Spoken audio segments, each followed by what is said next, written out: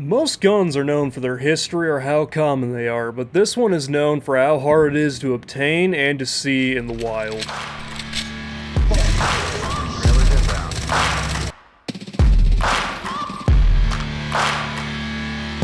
The HK MP7 is a German PDW known for its compact size, its badass design, counter-terrorism, and being as rare as a unicorn. Everyone knows it, everyone wants one, but nobody could get one for so long, and now it's in the news again, so let's talk about it. When World War II ended, Germany was split into two between the East and the West. Originally, the Allies wanted to keep Germany demilitarized. With the rising threat of communism, the West decided that it's best to keep them armed.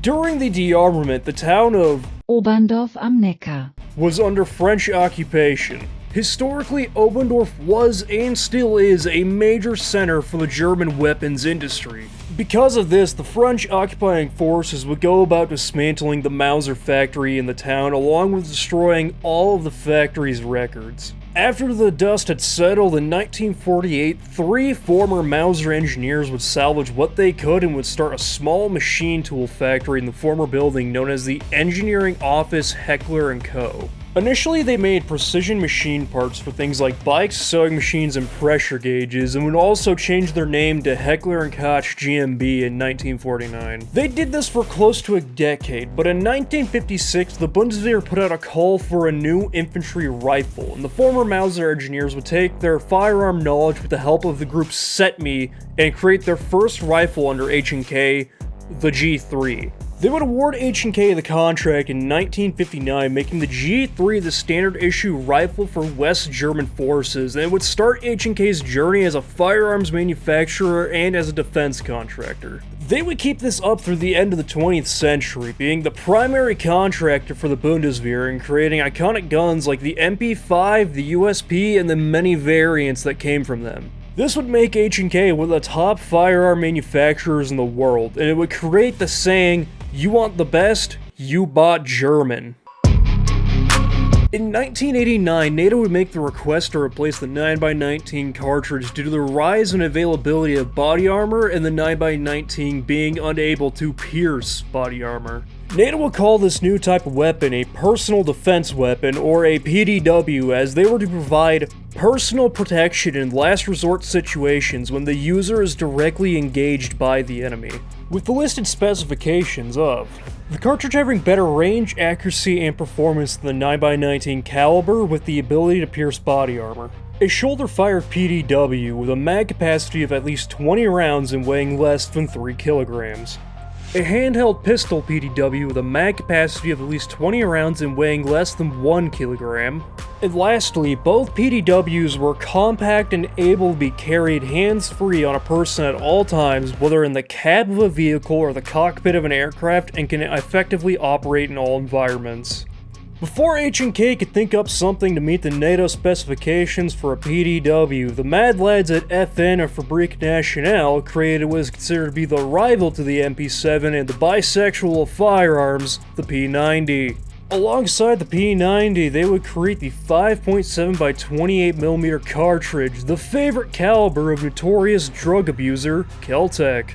Shortly after, they would create the handheld PDW, the FN57, now meeting all the requirements for NATO. About a decade would go by, and H&K would finally make the prototype simply known as the PDW, and debuted at the 1999 SHOT Show along with the 4.6x30mm cartridge, and would start production in 2001, finally giving it a name, the MP7. So finally, in 2002 to 2003, NATO would start a series of tests to compare the two calibers and the guns that used them. The NATO test group would come to the conclusion that the 5.7 caliber was undoubtedly the more efficient cartridge, stating that it was 27% more effective than the 4.6 by all margins. Combine this with the design of the 5.7 caliber being very similar in design to the 5.56 NATO standard cartridge, making it easy to manufacture alongside existing production, The 5.7 caliber was the easy winner, but unsurprisingly, the German delegation at NATO would reject the standardization of the 5.7 caliber, making the adoption of any PDW and its caliber up to the individual nation's preference. H&K did not make a pistol PDW in the 4.6 caliber for the NATO trials. Instead, they tried giving the MP7 iron sights that could fold from a rifle-like aperture sight down into a pistol-like open sight to try and fit both roles with one gun. They would attempt to make a pistol chambered in the 4.6 caliber known as the Universal Combat Pistol, or the P46, with entering testing with the Bundeswehr in 2006.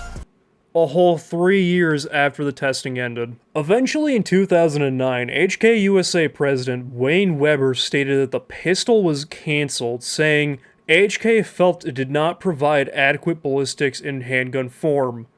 6 years after the tests. Even though the MP7 was proven to be underpowered compared to the P90 and the 5.7 caliber and lacking a pistol in the same caliber, the MP7 would still be adopted by both special forces and law enforcement across the globe.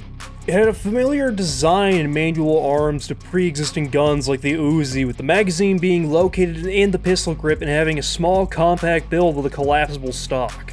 This made the MP7 the favored design, even though the P90 has a unique top-loading bullpup design that will require retraining to use effectively. The increased magazine size and the power behind the 5.7 cartridge would make the P90 the wider used option. The MP7 would still be a favorite as it was marketed as a successor to the MP5, like the UMP.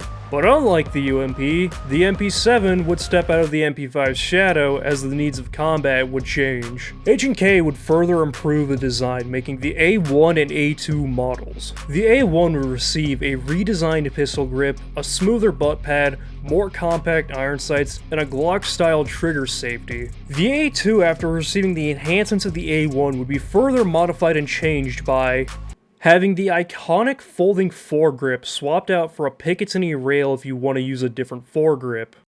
The A1 is the preferred and fan favorite model, if you couldn't tell. We probably know the MP7 is one of a few things. Either it's your favorite gun in every game, a symbol of special operations, or a unicorn with how rare it is. In games, it's always seen as one of those high fire rate, quick moving SMGs made for people with ADD, and if you played the Modern Warfare reboots, you know you couldn't escape that thing anywhere in multiplayer. And because of its depiction, its rival the P90 is always sitting right there next to it, eternally in a fierce competition on who is the better PDW. With its most interesting depiction being the older PDW prototype being the SMG in Valve's Half-Life 2 with an extra barrel on it to fire grenades. Outside of games, it's always seen in the hands of special operations units from SWAT all the way up to DevGru. Its compact size makes it light and ergonomic, perfect for clearing buildings during counter-terror operations or security forces that want the comfort of carrying a pistol with the capabilities of an SMG. Because of this, the MP7 holds a legendary status of being something only for military and law enforcement, and there's a reason for that.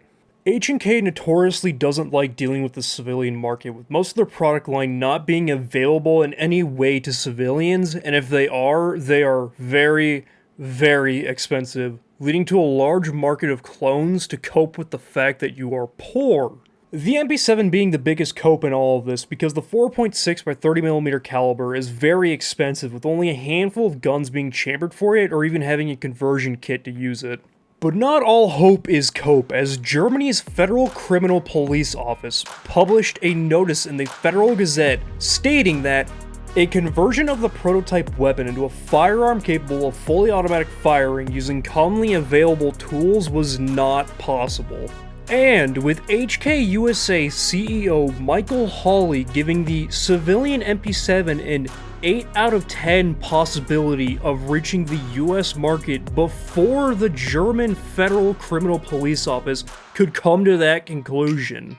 Meaning that we might just get an official HK branded civilian MP7 with some retailers already having listings for them with availability in Q4 of 2026 starting at $2,500. So, one day, you too can sit there and say, I have an MP7.